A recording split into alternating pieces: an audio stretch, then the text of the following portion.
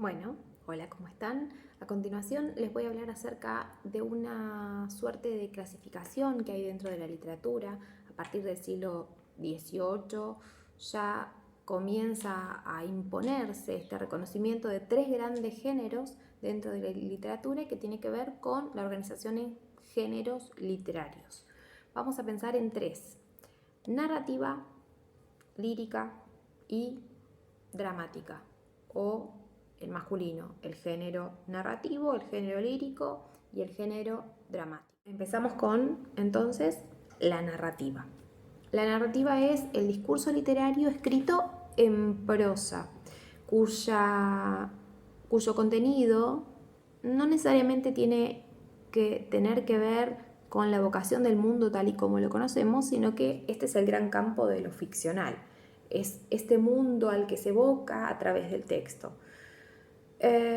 Por lo general podemos reconocer algunos tipos de ejemplos que son los que mejor se enmarcan dentro de la narrativa para poder definirla.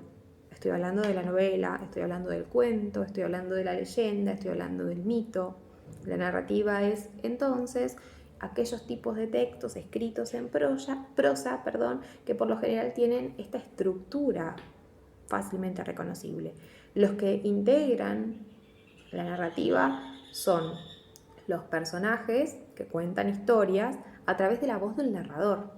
Importante entonces en narrativa, figura de narrador, que por supuesto sabemos que tiene diferentes matices, diferentes formas de presentarse, pero que en definitiva no es nada más ni nada menos que la producción del autor puesta en juego a través de las palabras de alguien elegido para contarlas.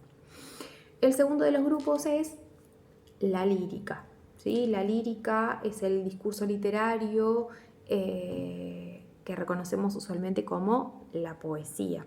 También son las canciones. Piensen en todos este tipo de textos compuestos en verso, que además se estructuran de una manera diferente a la narrativa porque componen cantos, estrofas, versos. ¿Sí?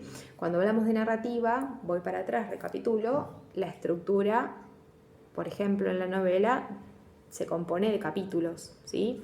En el caso de los poemas, decimos que se componen en cantos. Y dentro del canto no se separan en párrafos, sino que decimos estrofas. Bien, cuando hablamos de la lírica, no pensamos en una figura de narrador, sino en una voz poética, ¿sí? El que enuncia este canto, el que pronuncia su palabra, es una voz poética. Y la reconocemos a través del estudio del poema, a veces a través de la métrica, a veces a través de la rima, pero particularmente a través de los recursos literarios que emplea. Estoy pensando en algún ejemplo que no tenga específicamente que ver con una canción o con un poema. Piensen en las coplas, piensen en los poemas narrativos como los que se suelen trabajar. Piensen en el Martín Fierro, piensen en el poema del Mío Cid, piensen en los textos que se conocen como los clásicos griegos, en la Ilíada, en la Odisea. Y el último de los tres géneros con el que se suele subdividir a la literatura, el otro gran género literario, es el género dramático, mi favorito.